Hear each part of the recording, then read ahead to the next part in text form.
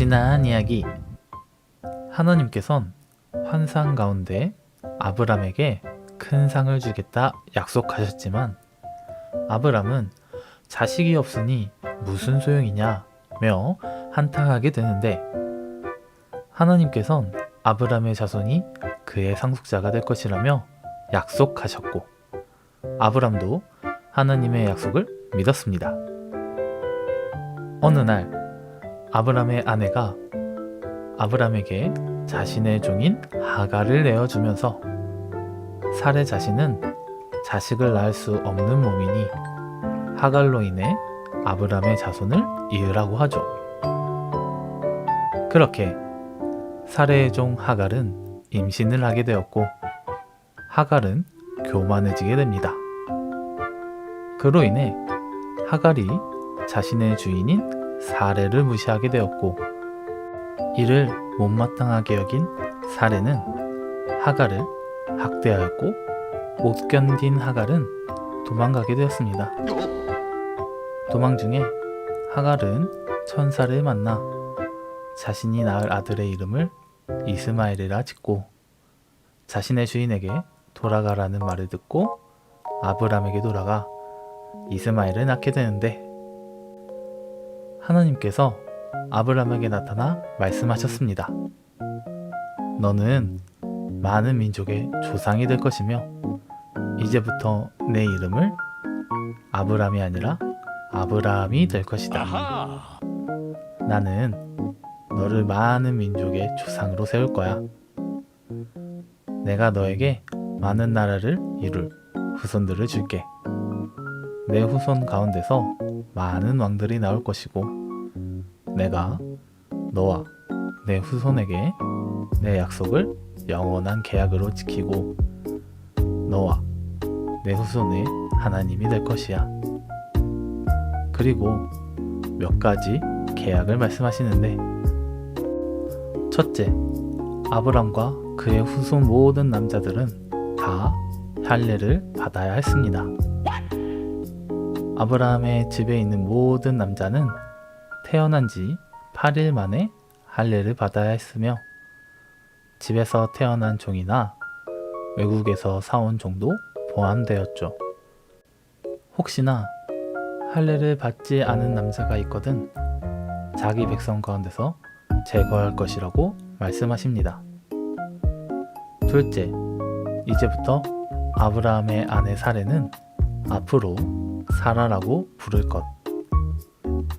하나님께서 그녀를 축복하여 그녀를 통해 아브라함에게 아들을 줄 것이며 사라는 모든 나라의 어머니가 되게 할 것이니 그녀의 후손 가운데서 많은 왕들이 나올 것이라 말씀하십니다. 아브라함은 얼굴을 땅에 대고 엎드렸으나 속으로는 웃고 있었죠. 그도 그럴 것이 아브라함은 100세였고 아내인 사라는 90세였기 때문이죠. 하나님께서 자식을 주겠다 약속하셨지만 전혀 가망이 없다고 생각한 아브라함은 하나님께 이렇게 말합니다. 종을 통해 얻은 아들 이스마엘이나 하나님의 축복 가운데서 살았으면 좋겠습니다. 라고 말이죠. 그러나 하나님은 사라를 통해 아들을 줄 것이고 그 아들의 이름은 이삭이라고 지으라고 말씀하십니다. 아브라함은 하나님이 말씀하신 대로 그의 아들 이스마엘과 그리고 자기 집에서 태어난 종과 돈으로 사온 종들을 포함하여 집안의 모든 남자들을 데려다가 호피를 베어 할례를 진행했죠. 그때 아브라함은 99세였고 그의 아들 이스마엘은 13세였습니다. 아브라함은 한낮의 가장 더운 시간에 자기 천막 입구에 앉아 있었는데 맞은편에 세 사람이 서 있었습니다. 아브라함은 그들을 보는 순간 하나님과 두 천사라는 것을 알곤 즉시 달려나가 그들을 맞으며 얼굴을 땅에 대고 엎드렸습니다. 그리곤 이렇게 말합니다. 내가 하나님께 은혜를 입었다면 주의 종을 그냥 지나치게 하지 말아주세요. 물을 조금 가져올 테니 발을 씻으시고 이 나무 아래에 쉬세요. 내가 먹을 것을 가져오겠습니다. 이왕 오셨으니 음식을 드시고 힘을 얻으신 다음에 갈 길을 가세요. 아브라함이 급히 천막으로 들어가 사라에게 제일 좋은 밀가루 한 대박을 가져다가 서둘러 빵을 만들려고 합니다. 그리고서 솥대 있는 곳으로 달려가 연하고 살찐 좋은 송아지 한 마리를 골라 하인에게 주고 급히 요리를 시켰죠. 아브라함은 버터와 우유와 요리한 송아지 고기를 가져다가 그들 앞에 놓고 나무 아래서 그들이 음식을 먹는 동안 그들 곁에서 있었습니다.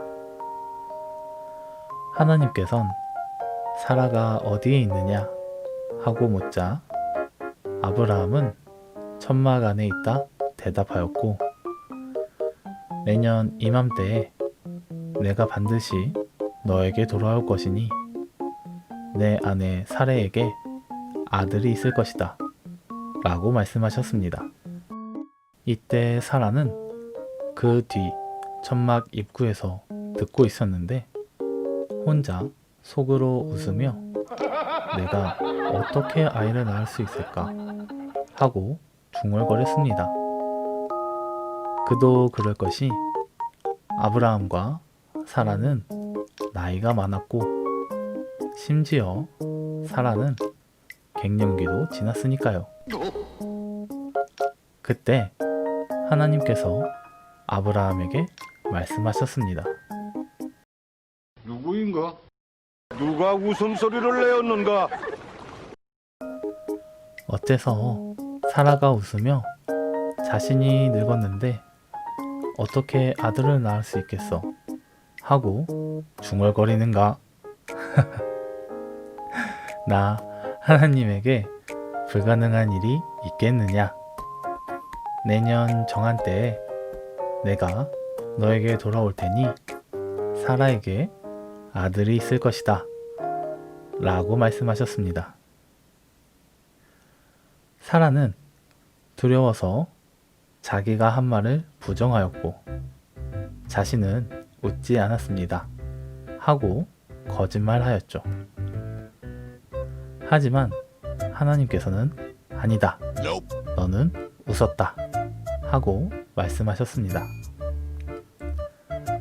두 천사가 일어나 소돔으로 향하자 아브라함은 그들을 전송하려고 함께 떠났습니다.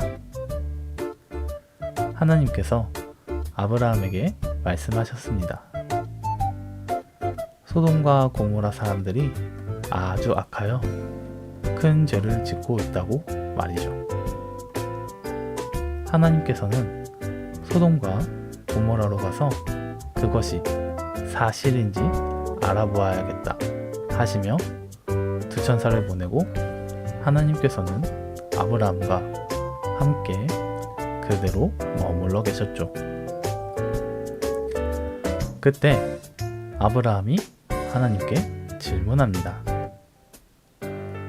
하나님께선 의로운 사람을 악한 사람과 함께 멸망시킬 것입니까? 만일 그 성에 50명의 의로운 사람이 있다면 어떻게 하시겠습니까? 그래도 그 성을 멸망시키시겠습니까? 아니면 50명의 그 의로운 사람을 생각해서 그 성을 용서하시겠습니까? 하나님께서는 의로운 사람을 악인들과 함께 죽이시지 않을 것이지 않습니까? 어떻게 의로운 사람을 악한 사람과 같이 취급하십니까? 그렇게 해서는 안 됩니다. 그러자 하나님께서 말씀하셨죠. 만일 소돔성에서 의로운 사람 50명을 찾을 수 있다면 그들을 생각해서 그 성을 용서하겠다 라고 말이죠. 곰곰이 생각한 아브라함은 50명도 많다고 생각했는지 이렇게 말합니다. 티끌과 같은 내가 감히 주께 말씀드립니다. 만일 의로운 사람이 45명이라면 어떻게 하시겠습니까? 5명이 부족하다고 해서 그 온 성을 멸망시키시겠습니까? 하나님은 45명도 오케이 하셨죠. 오케이. 아브라함은 아무리 생각해도 의로운 사람이 없었던 것인지 계속해서 숫자를 줄입니다. 결국 의인 10명을 찾으면 어떻게 하실 것인지 물어보죠. 하나님께서는 의로운 사람이 10명만 있어도 내가 그 성을 멸망시키지 않겠다 라고 말씀하십니다. 하나님께서는 아브라함과 말씀을 마치신 후 즉시 떠나셨고 아브라함은 자기 천막으로 돌아오게 되는데 재밌게 보셨다면 좋아요, 다음 이야기가 보고 싶으시다면 구독을 눌러주세요. 지금까지 리일이었습니다.